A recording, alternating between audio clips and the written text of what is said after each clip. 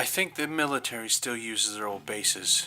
I'm not sure what for, but they're hiding something, and I hope I never find out what.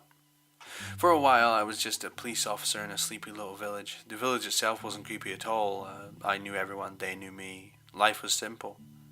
And I was coming up to 30, I had a house, and whilst I was single, I enjoyed company of a few colleagues and the occasional visits from school friends. I was happy with a lot of my life. I work in Corsham, in the southwest of the UK. Really doesn't have much going for it. There's a new military base a mile or so out, and that's about it. Occasionally, we'll be assigned to patrol the roads around the new military base. Not so much to arrest people breaking in, but more to stop people from parking around or to stop people fly tipping. I mean, not the most interesting job.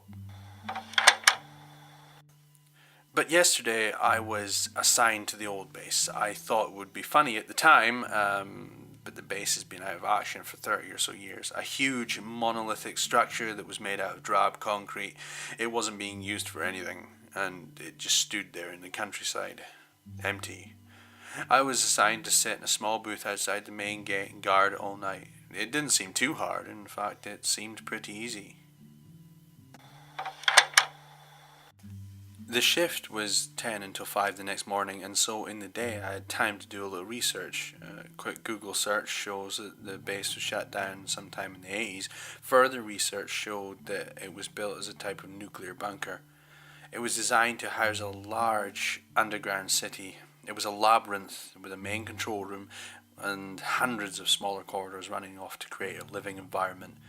I was convinced that I was working there to prevent people breaking in. Free parties, if you don't know, are a phenomenon in the UK whereby younger teenagers take as many drugs as possible, find an abandoned warehouse and play music till the early hours. There was a huge free party scene in the southwest, and I assumed I was preventing people from breaking in and taking as many narcotics as they could funnel up their noses. It seemed logical at the time. I was to prevent anyone from abusing government property. But there was something off about my job. It could be done by regular patrols, and the offer was disclosed with a confidential stamp. I was only to discuss the job with members of the police force. I was to work there for 5 days in a tiny booth just outside the large metal doors that led down into a ramp in the main room. Or so I assumed from the outside structure of the place. The doors were safety programmed and made so that they could be unlocked from both sides, inside and outside, to prevent builders while constructing the complex from getting locked inside. The booth was just big enough for me. My laptop and some books. It had glass windows that would gradually fog up as I watched the roads ahead. Every couple of hours or so I was to walk and patrol the grounds. The first night was fine. I simply stayed awake, smoked and watched downloaded movies on my laptop. It rained, and the relaxing pitter-patter sent me into a trance. I didn't think anything was strange at the time. But now I think about it. The sound of rain masks something. I couldn't tell what it was. The second night is when it started to get weird.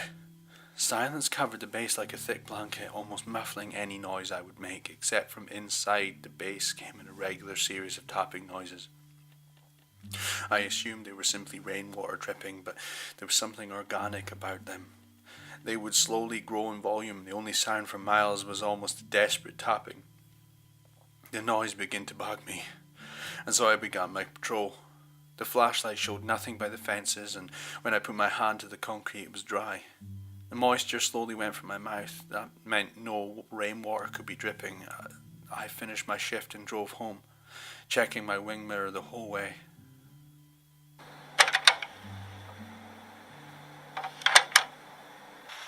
The third night, the tapping stopped until about midnight. Then came a gentle scraping noise. The sound of nails against concrete. It just wasn't at the gate, but instead it would move around inside the complex.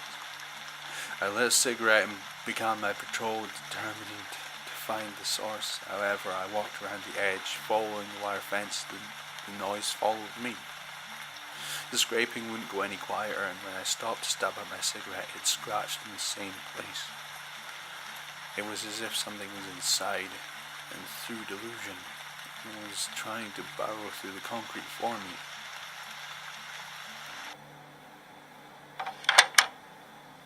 The fourth night I turned up early when it was still light and patrolled the grounds. Nothing was there except for the faint smell of rotting fish, a wet, damp smell that lingered just above the ground. It began to get dark, and the scraping continued, this time more frenzied. I hadn't told anyone about it before, hoping that it was an animal trapped or a machine deep inside still working. I called a friend of mine who was on patrol nearby and asked if they could swing by. I think the fear was evident in my voice as they turned up as fast as they could. When they appeared, the scratching ceased. They patrolled with me and assumed I was going a bit nuts. Penned in a small box for 7 hours in the dark, laughing, they left me alone again. The scratching returned. As soon as they left, but much faster. This time there was a determination to it, a desire to be heard. It was almost as if something was playing a sick game with me. I locked the door of my booth and must have smoked about 40 cigarettes, clouding the small room with smoke. Whatever was inside there was taunting me. For some reason, it was trying to target me. I didn't sleep that night and barely in the day. I was kept awake, sat in my apartment with an ear to the wall, terrified of the incessant scratching.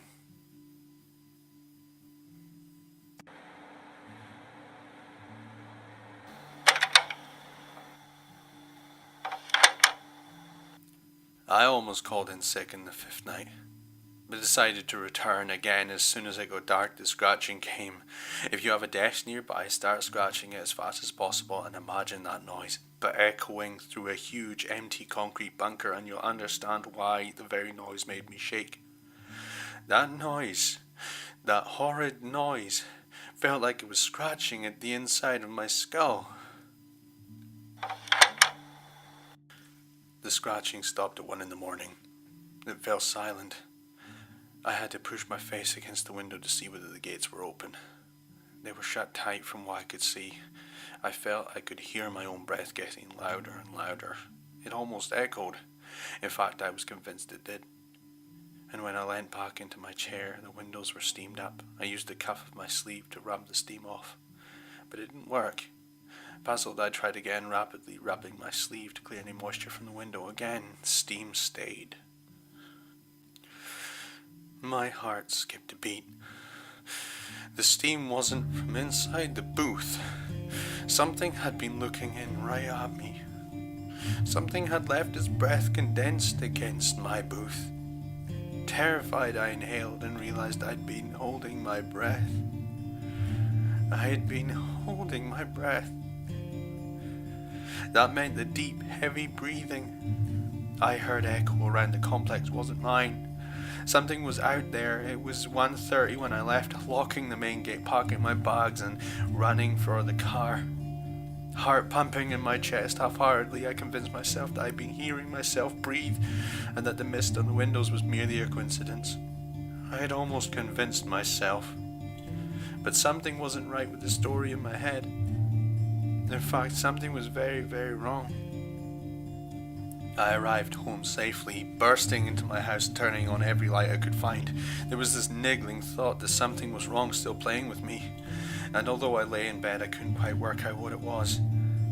When I figured it out, I sat bolt upright and I screamed and I screamed and I screamed, shaking with spittle flying from my lips. I'd locked the gate. I never had to do that before,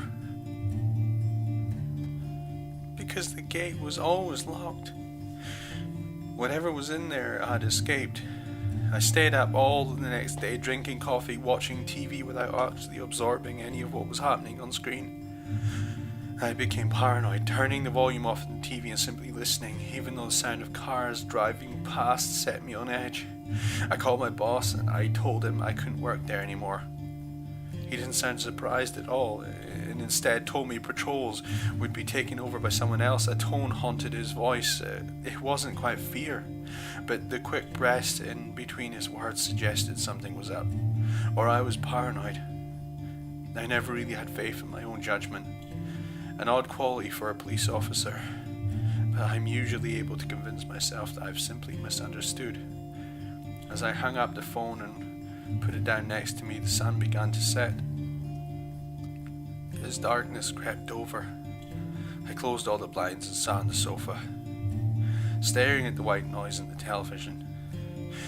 It was faint, almost inaudible to the untrained ear, a small scratching coming from outside of my walls. I bit my lip and closed my eyes, and I listened as it gradually moved, slowly scratching, would slide from wall to wall, as if trying to find a way in. I haven't slept yet, and I don't think I will.